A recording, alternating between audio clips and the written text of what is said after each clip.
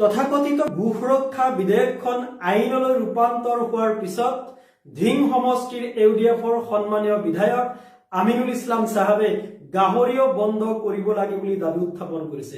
আমি ৰাইজৰ দলে তেখেতৰ এই বক্তব্য সম্পূৰ্ণ বিৰোধিতা কৰিছো, নিন্দা কৰিছো আৰু গৰিহণা দিছো আৰু তেখেতক হকিয়াই দিব বিচাৰিছো এনেকুৱা ধৰণৰ বক্তব্য প্ৰদান কৰি যেন তেখেতে আৰু ভণ্ডামি নকৰে আৰু এনেকুৱা ধৰণৰ বক্তব্য প্ৰদান কৰি যাতে অসমৰ ৰাজনৈতিক পৰিৱেশ আৰু অধিক সাম্প্ৰদায়িক কৰাৰ কাৰণে যত্ন নকৰে। আমি পূৰ্বৰ পৰাই ইউডিএফৰ নেতাসকলৰ ওপৰত অভিযোগ উত্থাপন কৰি আহিছো যে তেখেতসকলে বিজেপিয়ে যেনেকুৱা ধৰণৰ সাম্প্ৰদায়িক ৰাজনীতি কৰিব বিচাৰিছে অনুৰূপ ধৰণে তেওঁলোকে প্ৰতিক্ৰিয়াশীল বক্তব্য প্ৰদান কৰি নিজেও সাম্প্ৰদায়িক ৰাজনীতি কৰিব বিচাৰে আৰু বিজেপিকো সাম্প্ৰদায়িক ৰাজনীতি কৰাৰ ক্ষেত্ৰত তেখেতসকলে সহায় কৰি আছে আৰু বিশেষকৈ হিমন্ত বিশ্ব শৰ্মাৰ গোপনে এজেন্ট হিচাপে বিধায়ক আমিনুল ইছলাম হতে আচলতে কাম কৰি আছে।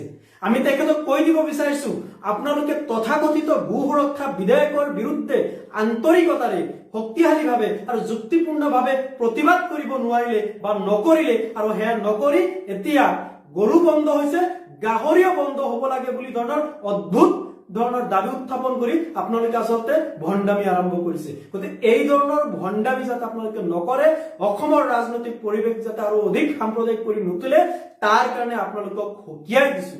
আমি যি যুক্তিত তথাকথিত গো সুৰক্ষা বিধেয়কৰ বিৰোধিতা কৰিছো একেই যুক্তিত আমি গাহৰি বন্ধ কৰাৰ দাবী উত্থাপন কৰাৰ প্ৰসংগটোৰ আমি তীব্ৰ বিৰোধিতা কৰিছো।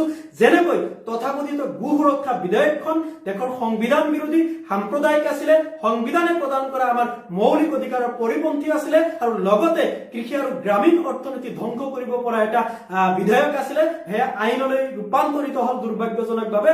তদ্ৰুপ ধৰণে গাহৰি বন্ধ কৰাৰ প্ৰসংগটো সম্পূৰ্ণৰূপে সংবিধান বিৰোধী। সংবিধানে ৰাইজক যি মৌলিক অধিকাৰ প্ৰদান কৰিছে সেই মৌলিক অধিকাৰৰ পৰিপন্থী আৰু এয়া নিশ্চয়কৈ গ্ৰামীণ অৰ্থনীতি আৰু কৃষি অৰ্থনীতিৰ ব্যাপক ক্ষতিসাধন কৰিব। এই কথাটো আমিনুল ইছলাম হতে বুজি উঠাটো প্ৰয়োজন।